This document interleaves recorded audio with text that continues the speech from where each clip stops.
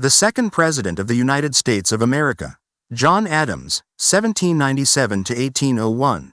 The names, biographies and achievements of the Presidents of the United States since its founding? We continue the second President of the United States of America, John Adams, 1797 to 1801. Part 3. Adams was in other respects quite independent of his cabinet, often making decisions despite opposition from it. Hamilton had grown accustomed to being regularly consulted by Washington. Shortly after Adams was inaugurated, Hamilton sent him a detailed letter with policy suggestions. Adams dismissively ignored it. Historian Joseph Ellis writes that the Adams presidency was destined to be dominated by a single question of American policy to an extent seldom if ever encountered by any succeeding occupant of the office. That question was whether to make war with France or find peace. Britain and France were at war as a result of the French Revolution. Hamilton and the Federalists strongly favored the British monarchy against what they denounced as the political radicalism and anti-religious frenzy of the French Revolution. Jefferson and the Republicans, with their firm opposition to monarchy, strongly supported the French overthrowing their king. The French had supported Jefferson for president in 1796 and became belligerent at his loss. Adams continued Washington's policy of staying out of the war. Because of the Jay Treaty, the French saw America as Britain's junior partner and began seizing American merchant ships that were trading with the British. Most Americans were still pro-French due to France's assistance during the Revolution, the perceived humiliation of the Jay Treaty, and their desire to support a republic against the British monarchy, and would not tolerate war with France. On May 16, 1797, Adams gave a speech to the House and Senate in which he called for increasing defense capabilities in case of war with France. He announced that he would send a peace commission to France but simultaneously called for a military buildup to counter any potential French threat. The speech was well received by the Federalists. Adams was depicted as an eagle holding an olive branch in one talon and the emblems of defense in the other. The Republicans were outraged, for Adams not only had failed to express support for the cause of the French Republic but appeared to be calling for war against it. Sentiments changed with the XYZ affair. The peace commission that Adams appointed consisted of John Marshall, Charles Cotesworth Pinckney and Elbridge Gerry. Jefferson met 4 times with Joseph Letum, the French consul in Philadelphia. Letum wrote to Paris stating that Jefferson had told him that it was in France's best interest to treat the American ministers civilly but then drag out the negotiations at length to arrive at most favorable solution. According to Letum, Jefferson called Adams vain, suspicious, and stubborn. When the envoys arrived in October, they were kept waiting for several days, and then granted only a 15-minute meeting with French Foreign Minister Talleyrand. The diplomats were then met by 3 of Talleyrand's agents, later code-named X, Y, and Z, who refused to conduct negotiations unless the United States paid enormous bribes to France and to Talleyrand personally. Supposedly this was to make up for offenses given to France by Adams in his speech. The Americans refused to negotiate on such terms. Marshall and Pinckney returned home, while Gerry remained. News of the disastrous peace mission arrived in a memorandum from Marshall on March 4, 1798. Adams, not wanting to incite violent impulses among the populace, announced that the mission had failed without providing details.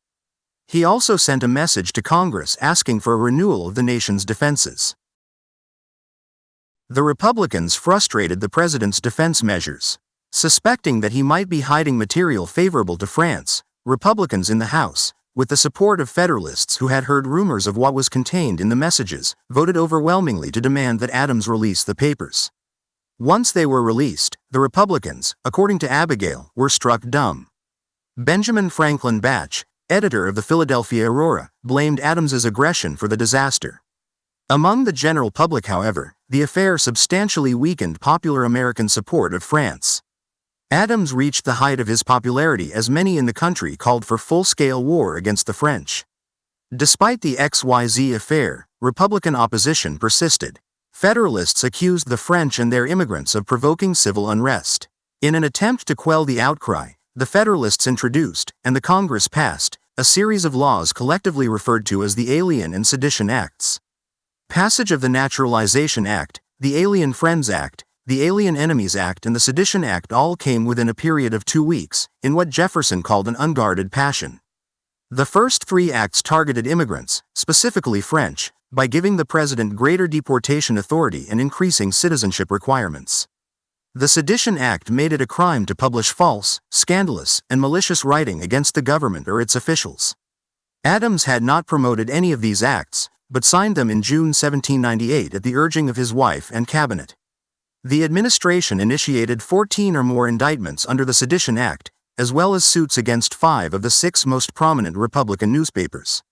The majority of the legal actions began in 1798 and 1799, and went to trial on the eve of the 1800 presidential election. Vocal opponents of the Federalists were imprisoned or fined under the Sedition Act for criticizing the government. Among them was Congressman Matthew Lyon of Vermont, who was sentenced to 4 months in jail for criticizing the president.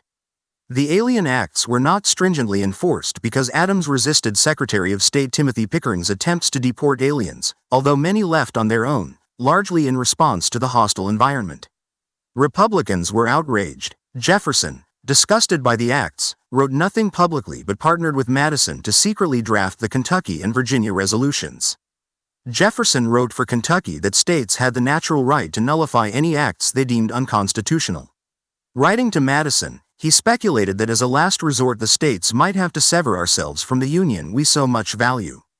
Federalists reacted bitterly to the resolutions, and the acts energized and unified the Republican Party while doing little to unite the Federalists. Distrustful of Hamilton and fearing a plot to subvert his administration, Adams chose Washington without consulting him. As a condition of his acceptance, Washington demanded that he be permitted to appoint his own subordinates.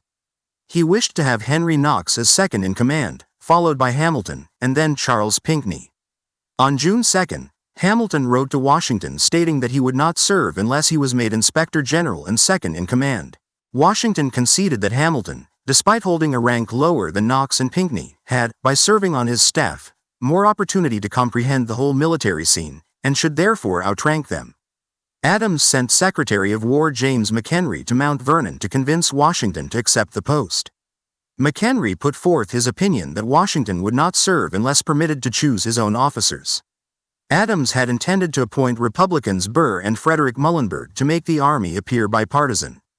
Washington's list consisted entirely of Federalists. Adams relented and agreed to submit to the Senate the names of Hamilton, Pinckney, and Knox, in that order, although final decisions of rank would be reserved to Adams.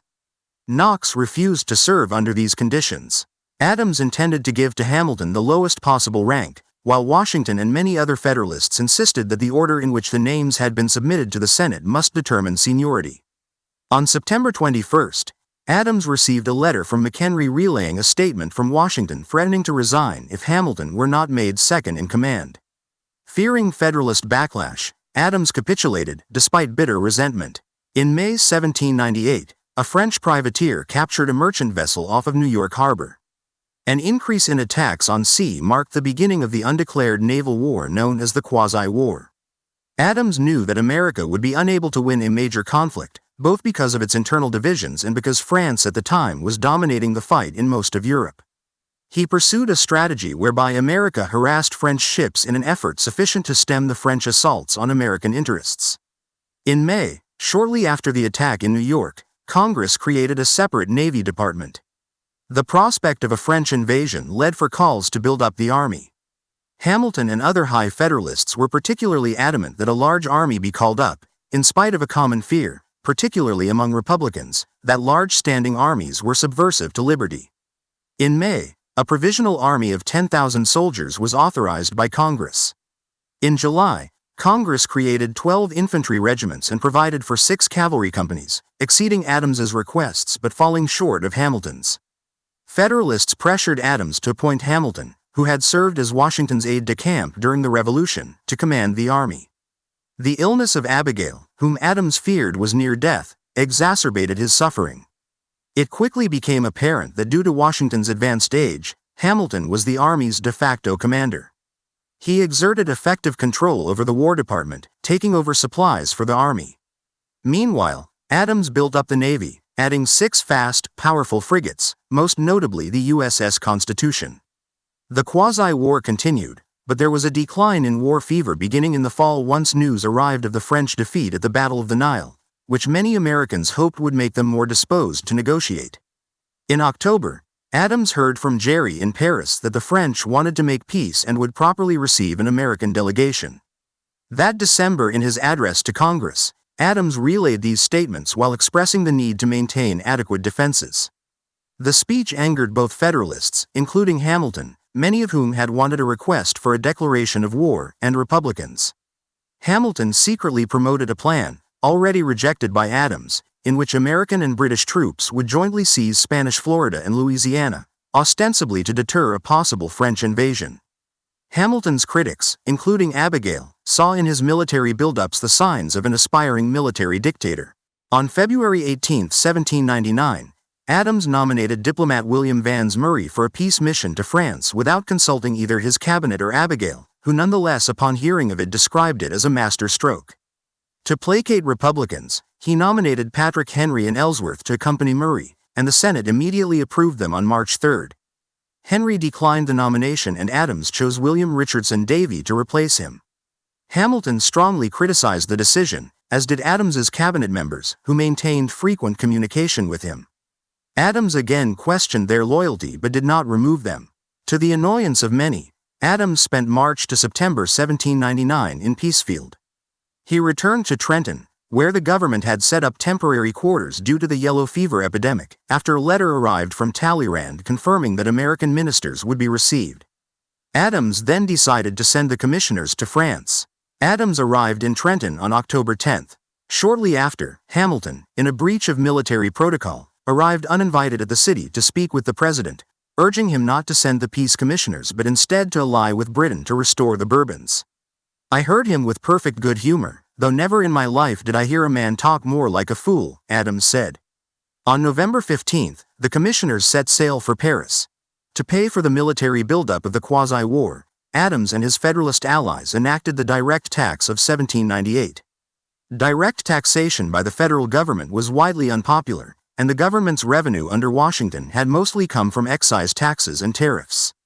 Though Washington had maintained a balanced budget with the help of a growing economy, increased military expenditures threatened to cause major budget deficits, and the Federalists developed a taxation plan to meet the need for increased government revenue.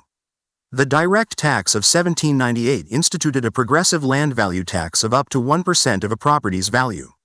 Taxpayers in eastern Pennsylvania resisted federal tax collectors, and in March 1799 the Bloodless Fries' Rebellion broke out. Led by Revolutionary War veteran John Fries, rural German-speaking farmers protested what they saw as a threat to their liberties. They intimidated tax collectors, who often found themselves unable to go about their business. The disturbance was quickly ended with Hamilton leading the army to restore peace. Fries and 2 other leaders were arrested, found guilty of treason, and sentenced to hang. They appealed to Adams requesting a pardon. The cabinet unanimously advised Adams to refuse, but he instead granted the pardon, arguing the men had instigated a mere riot as opposed to a rebellion. In his pamphlet attacking Adams before the election, Hamilton wrote that it was impossible to commit a greater error. On May 5, 1800, Adams's frustrations with the Hamilton wing of the party exploded during a meeting with McHenry, a Hamilton loyalist who was universally regarded, even by Hamilton, as an inept Secretary of War. Adams accused him of subservience to Hamilton and declared that he would rather serve as Jefferson's vice president or minister at The Hague than be beholden to Hamilton for the presidency. McHenry offered to resign at once, and Adams accepted. On May 10, he asked Pickering to resign. Pickering refused and was summarily dismissed. Adams named John Marshall as Secretary of State and Samuel Dexter as Secretary of War. In 1799, Napoleon took over as head of the French government in the coup of 18 Brumaire and declared the French Revolution over. News of this event increased Adams's desire to disband the Provisional Army, which, with Washington now dead, was commanded only by Hamilton. His moves to end the army after the departures of McHenry and Pickering were met with little opposition. Federalists joined with Republicans in voting to disband the army in mid-1800. Napoleon, determining that further conflict was pointless, signaled his readiness for friendly relations. By the Convention of 1800, the 2 sides agreed to return any captured ships and to allow for the peaceful transfer of non-military goods to an enemy of the nation. On January 23, 1801, the Senate voted 16 to 14 in favor of the treaty, 4 votes short of the necessary 2/3. Some Federalists, including Hamilton, urged that the Senate vote in favor of the treaty with reservations.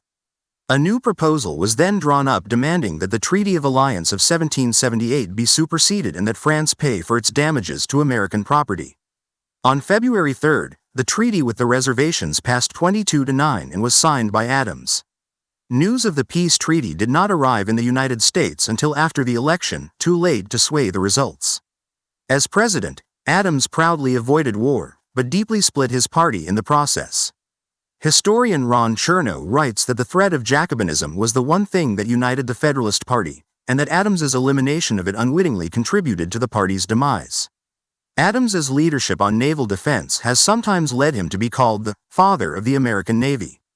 In July 1798, he signed into law an act for the relief of sick and disabled seamen, which authorized the establishment of a government-operated marine hospital service.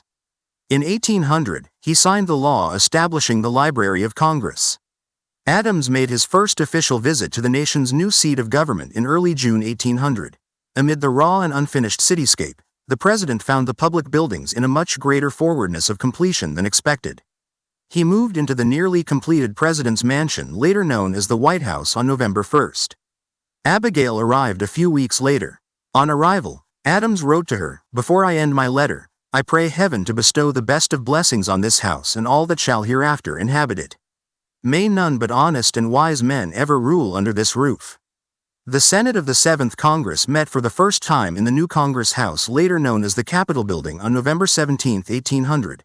On November 22, Adams delivered his fourth State of the Union address to a joint session of Congress. This would be the last annual message any president would personally deliver to Congress for the next 113 years. With the Federalist Party deeply split over his negotiations with France, and the opposition Republican Party enraged over the Alien and Sedition Acts and the expansion of the military, Adams faced a daunting re-election campaign in 1800. The Federalist congressmen caucused in the spring of 1800 and nominated Adams and Pinckney. The Republicans nominated Jefferson and Burr, their candidates in the previous election. The campaign was bitter and characterized by malicious insults by partisan presses on both sides. Federalists claimed that the Republicans were the enemies of all who love order, peace, virtue, and religion. They were said to be libertines and dangerous radicals who favored states' rights over the Union and would instigate anarchy and civil war. Jefferson's rumored affairs with slaves were used against him. Republicans accused Federalists of subverting Republican principles through punitive federal laws and of favoring Britain and the other coalition countries in their war with France to promote aristocratic, anti-Republican values. Jefferson was portrayed as an apostle of liberty and man of the people, while Adams was labeled a monarchist. He was accused of insanity and marital infidelity. James T. Callender, a Republican propagandist secretly financed by Jefferson, degraded Adams's character and accused him of attempting to make war with France. Callender was arrested and jailed under the Sedition Act, which further inflamed Republican passions. Opposition from the Federalist Party was at times equally intense. Some, including Pickering, accused Adams of colluding with Jefferson so that he would end up either president or vice president. Hamilton was hard at work, attempting to sabotage the president's re-election. Planning an indictment of Adams's character, he requested and received private documents from both the ousted cabinet secretaries and Wolcott. The letter was intended for only a few Federalist electors. Upon seeing a draft, several Federalists urged Hamilton not to send it. Wolcott wrote that the poor old man could do himself in without Hamilton's assistance. Hamilton did not heed their advice. On October 24, he sent a pamphlet strongly attacking Adams's policies and character. Hamilton denounced the precipitate nomination of Murray, the pardoning of Fries, and the firing of Pickering. He vilified the president's disgusting egotism and ungovernable temper. Adams, he concluded, was emotionally unstable, given to impulsive and irrational decisions, unable to coexist with his closest advisers, and generally unfit to be president. Strangely, it ended by saying that the electors should support Adams and Pinckney equally. Thanks to Burr, who had covertly obtained a copy, the pamphlet became public knowledge and was distributed throughout the country by Republicans. The pamphlet ended Hamilton's political career and helped ensure Adams's already likely defeat. When the electoral votes were counted, Adams finished third with 65 votes, and Pinckney came in fourth with 64 votes. Jefferson and Burr tied for first with 73 votes each. Because of the tie, the election devolved upon the House of Representatives, with each state having one vote and a majority required for victory. On February 17, 1801, on the 36th ballot, Jefferson was elected by a vote of 10 to 4. 2 states abstained. Hamilton's scheme, although it made the Federalists appear divided and therefore helped Jefferson win, failed in its overall attempt to woo Federalist electors away from Adams. To compound the agony of his defeat, Adams's son Charles, a longtime alcoholic, died on November 30th. Anxious to rejoin Abigail, who had already left for Massachusetts, Adams departed the White House in the pre-dawn hours of March 4, 1801, and did not attend Jefferson's inauguration. Including him, only 5 outgoing presidents, having served a full term, have not attended their successors' inaugurations. The complications of the 1796 and 1800 elections prompted a modification to the Electoral College through the 12th Amendment. Adams appointed 2 U.S. Supreme Court Associate Justices during his term in office: Bushrod Washington, the nephew of George Washington, and Alfred Moore. After Ellsworth's retirement due to ill health in 1800, it fell to Adams to appoint the court's 4th Chief Justice. At the time, it was not yet certain whether Jefferson or Burr would win the election. Regardless, Adams believed that the choice should be someone in the full vigor of middle age who could counter what might be a long line of successive Republican presidents. Adams chose his Secretary of State John Marshall. He, along with Stoddard, was one of Adams's few trusted cabinet members and was among the first to greet him when he arrived at the White House. Adams signed his commission on January 31st and the Senate approved it immediately. Marshall's long tenure left a lasting influence on the court. He maintained a carefully reasoned nationalistic interpretation of the Constitution and established the judicial branch as the equal of the executive and legislative branches. After the Federalists lost control of both houses of Congress along with the White House in the election of 1800, the lame duck session of the 6th Congress in February 1801 approved a Judiciary Act, commonly known as the Midnight Judges Act, which created a set of federal appeals courts between the district courts and the Supreme Court. Adams filled the vacancies created in this statute by appointing a series of judges, whom his opponents called the Midnight Judges, just days before his term expired. Most of these judges lost their posts when the 7th Congress, with a solid Republican majority, approved the Judiciary Act of 1802, abolishing the newly created courts. Adams resumed farming at Peacefield in Quincy, Massachusetts, and also began work on an autobiography. The work had numerous gaps and was eventually abandoned and left unedited. Most of Adams's attention was focused on farm work, although he mostly left manual labor to hired hands. His frugal lifestyle and presidential salary gave him a considerable fortune by 1801. In 1803, Byrd, Savage and Byrd, the bank holding his cash reserves of about $13,000, collapsed. John Quincy resolved the crisis by buying his properties in Weymouth and Quincy, including Peacefield, for $12,800. During his first 4 years of retirement, Adams made little effort to contact others, but eventually resumed contact with old acquaintances such as Benjamin Waterhouse and Benjamin Rush. Adams generally stayed quiet on public matters. He did not publicly denounce Jefferson's actions as president, believing that instead of opposing systematically any administration, running down their characters and opposing all their measures right or wrong, we ought to support every administration as far as we can in justice. When a disgruntled James Callender, angry at not being appointed to an office, turned on the president by revealing the Sally Hemings affair, Adams said nothing. John Quincy was elected to the Senate in 1803. Shortly thereafter, both he and his father crossed party lines to support Jefferson's Louisiana Purchase. The only major political incident involving the elder Adams during the Jefferson years was a dispute with Mercy Otis Warren in 1806. Warren, an old friend, had written a history of the American Revolution attacking Adams for his partiality for monarchy and pride of talents and much ambition. A tempestuous correspondence ensued between her and Adams. In time, their friendship healed. Adams did privately criticize the president over his Embargo Act, although John Quincy voted for it. John Quincy resigned from the Senate in 1808 after the Federalist-controlled Massachusetts Senate refused to nominate him for a second term. After the Federalists denounced John Quincy as no longer being of their party, Adams wrote to him that he himself had long since abdicated and disclaimed the name and character and attributes of that sect. After Jefferson's retirement in 1809, Adams became more vocal. He published a 3-year marathon of letters in the Boston Patriot newspaper, refuting line by line Hamilton's 1800 pamphlet. The initial piece was written shortly after his return from Peacefield and had gathered dust for 8 years. Adams had decided to shelve it over fears that it could negatively impact John Quincy should he ever seek office. Although Hamilton had died in 1804 in a duel with Aaron Burr, Adams felt the need to vindicate his character against his charges. With John Quincy having broken from the Federalist Party and joined the Republicans, he felt that he could safely do so without threatening his political career. Adams supported the War of 1812. Having worried over the rise of sectionalism, he celebrated the growth of a national character that accompanied it. Adams supported James Madison for re-election to the presidency in 1812. Adams's daughter Abigail Nabby was married to William Stephen Smith, but she returned to her parents' home after the failure of the marriage. She died of breast cancer in 1813. In early 1801, Adams sent Thomas Jefferson a brief note wishing him a happy and prosperous presidency.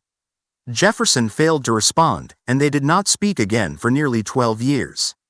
In 1804, Abigail, unbeknownst to her husband, wrote to Jefferson to express her condolences upon the death of his daughter Polly, who had stayed with the Adamses in London in 1787. This initiated a brief correspondence between the two which quickly descended into political rancor. Jefferson terminated it by not replying to Abigail's fourth letter. Aside from that, by 1812 there had been no communication between Monticello, the home of Jefferson, and Peacefield since Adams left office. In early 1812, Adams reconciled with Jefferson. The previous year had been tragic for Adams. His brother-in-law and friend Richard Cranch had died along with his widow Mary, and Nabby had been diagnosed with breast cancer. These events mellowed Adams and caused him to soften his outlook. Their mutual friend Benjamin Rush, who had been corresponding with both, encouraged them to reach out to each other. On New Year's Day, Adams sent a brief, friendly note to Jefferson to accompany a 2-volume collection of lectures on rhetoric by John Quincy Adams. Jefferson replied immediately with a cordial letter, and the two revived their friendship, which they sustained by mail. Their correspondence lasted the rest of their lives, and has been hailed as among their great legacies of American literature. Their letters represent an insight into both the period and the minds of the two revolutionary leaders and presidents.